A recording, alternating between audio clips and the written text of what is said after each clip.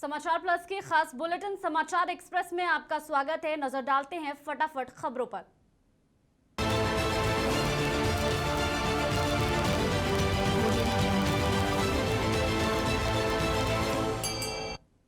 दिल्ली के जहांगीरपुरी में बुधवार को अवैध निर्माण के खिलाफ अतिक्रमण हटाओ अभियान शुरू किया गया, लेकिन एक्शन शुरू होते ही सुप्रीम कोर्ट ने इस पर रोक लगाने का फैसला दिया है। गुरुवार यानी कल फिर इस मामले पर सुनवाई होनी है।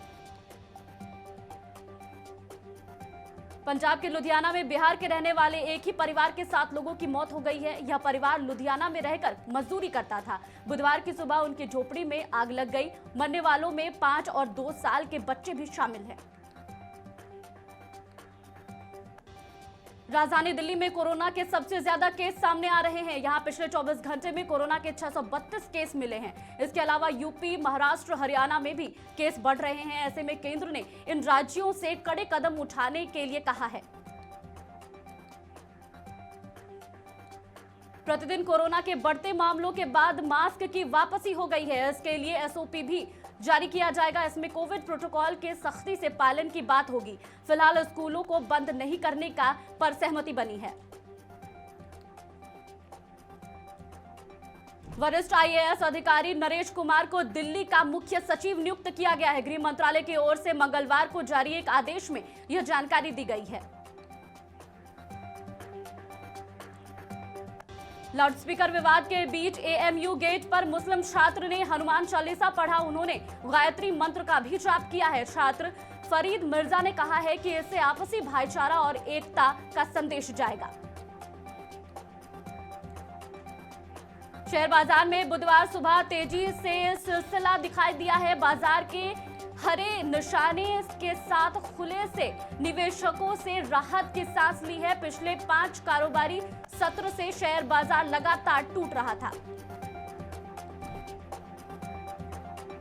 राजस्थान की चर्चित आईएएस अधिकारी टीना जाबी और प्रदीप गवाजे आज विवाह के बंधन में बंधे जाएंगे। राजधानी जयपुर के 5 स्टार होटल में दोनों का विवाह आज संपन्न होगा।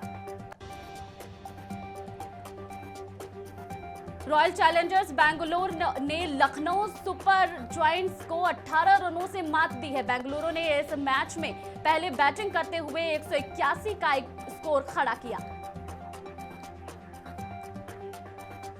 मुख्यमंत्री हेमंत सोरेन की मां रूपी सोरेन की अचानक तबीयत बिगड़ गई है, जिसके बाद मुख्यमंत्री मां को लेकर रांची के निजी अस्पताल पहुंचे, जहां डॉक्टरों की टीम जांच कर रही है।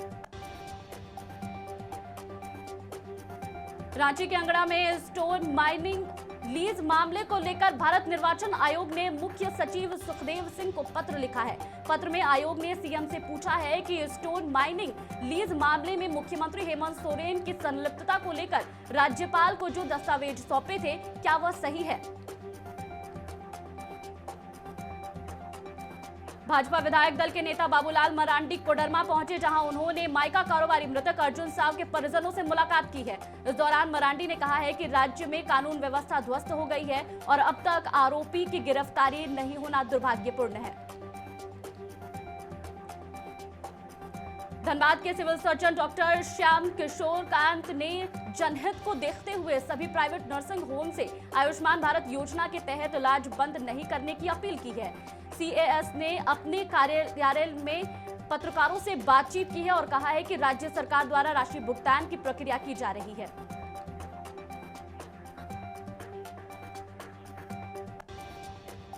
विद्यार्थियों में पर्यावरण के प्रति जागरूकता लाने के लिए धनबाद डिनोवली स्कूल में नेचर एंड वर्ल्ड फोटोग्राफी पर कार्यशाला का आयोजन किया गया। साथ ही बच्चों के बीच Indian Wildlife for Youth नाम की पुस्तक बांटी गई। गढ़वा जिला मुख्यालय स्थित सरस्वती नदी पर उच्च स्तरीय पुल का निर्माण किया जाएगा। बताया गया है कि इस पुल के निर्माण के लिए झारखंड सरकार ने 2 करोड़ 60 लाख की प्रशासनिक स्वीकृति प्रदान की है। गढ़वा सदर अस्पताल से एक बार फिर लापरवाही का मामला प्रकाश में आया है। एक बार फिर डॉक्टरों और नर्सों की लापरवाही के कारण प्रसव के दौरान एक नवजात की मौत हो गई है। घटना के बाद परिजनों ने जमकर हंगामा किया। बेगूसराय के बछवाड़ा मुरली टोला प्लाजा पर दर्जनों किन्नर लोगों से अवैध वसूली कर रहे हैं। बताया जा रहा है कि ये असली किन्नर नहीं बल्कि किन्नर की शक्ल में आम लोग हैं। किन्नरों के इन आतंक से आक्रोशित लोग पुलिस पर मामले की अनदेखी का आरोप लगा रहे हैं। नवगछिया प्रखंड के खैरपुर कदवा पंचायत में सड़क शिलान्यास के दौरान एग्जीक्यूटिव इंजीनियर रमाशीष कुमार ने भागलपुर से जदयू सांसद अजय मंडल पर गाली देने और कमीशन वसूली करने का गंभीर आरोप लगाया है। आरोप लगाने का वीडियो सोशल मीडिया पर तेजी से वायरल हो रहा है। बीते रात तेज आंधी के कारण मधुबनी के जयनगर प्रखंड के विभिन्न पंचायतों में भारी क्षति हुई है। बताया जा रहा है कि कई लोगों के घर क्षतिग्रस्त हो गए हैं। साथ ही पंचायत मुखिया ने अंचलाधिकारी से प्रभावित परिवारों को सरकारी मुआवजे देने की मांग की है। देवघर के त्रिकुट पर्वत पर हुए रोपवे हादसे की जांच तेज कर दी गई है। इसके लिए वित्त विभाग के प्रधान सचिव की अध्यक्षता में 4 सदस्यीय समिति का गठन कर दिया गया है। समिति को 2 माह के भीतर जांच रिपोर्ट पेश करने को कहा गया है। भागलपुर के इशाक चक थाना क्षेत्र के एक अधिवक्ता ने पड़ोस की नाबालिग बच्ची के साथ छेड़खानी की। घटना के बाद पीड़िता की मां ने एफआईआर दर्ज करा दिया है। पुलिस आगे की कार्रवाई में जुट गई है। समस्तीपुर जिले में एक व्यक्ति ने अपने पालतू कुत्ते की मौत के बाद अंतिम यात्रा निकाली है। कुत्ते के अंतिम संस्कार में नम आंखों के साथ पूरे परिवार ने मानवता और प्रेम की अनूठी मिसाल पेश की है। सोशल मीडिया की सुर्खियों में तेजी से छा रहे पूर्व विधायक श्याम बहादुर सिंह एमएलसी चुनाव के बाद ठुमके लगाते नजर आए। ठुमके लगाने का यह वीडियो तेजी से वायरल हो रहा है। राजधानी रांची के लालपुर चौक स्थित मारुति वर्कशॉप में आग लग गई है, जिसमें स्कूल की एक बस और एक कार जलकर खाक हो गई है। मौके पर पहुंचे फायर ब्रिगेड की टीम ने आग पर काबू पा लिया है। फिलहाल आग लगने की वजह का पता नहीं चल सका है। औरंगाबाद में थार जीप और बाइक के बीच हुई भीषण टक्कर में जिसमें बाइक सवार 2 युवकों की मौत हो गई, मौके पर ही मौत हो गई है। वहीं दूसरा युवक गंभीर रूप से घायल हो गया है, जिसका इलाज चल रहा है। औरंगाबाद में एक युवक की पत्थर से कुचलकर हत्या कर दी गई है। मृतक सफाई कर्मी था। जानकारी के बाद पहुंची पुलिस सबको पोस्टमार्टम के लिए भेज दिया है और आगे की कार्रवाई में जुट गई है।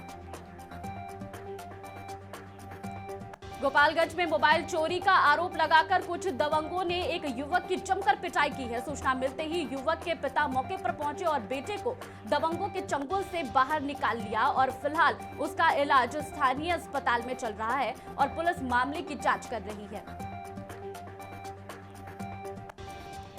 मुंगेर में एक देवर ने अपनी भाभी को अर्धनग्न कर उसकी पिटाई कर दी है। मामला तारापुर थाना क्षेत्र का है। इस संबंध में पीड़ित महिला ने थाने में घटना की प्राथमिकी दर्ज कराई है। वहीं पुलिस पूरे मामले की छानबीन में जुट गई है।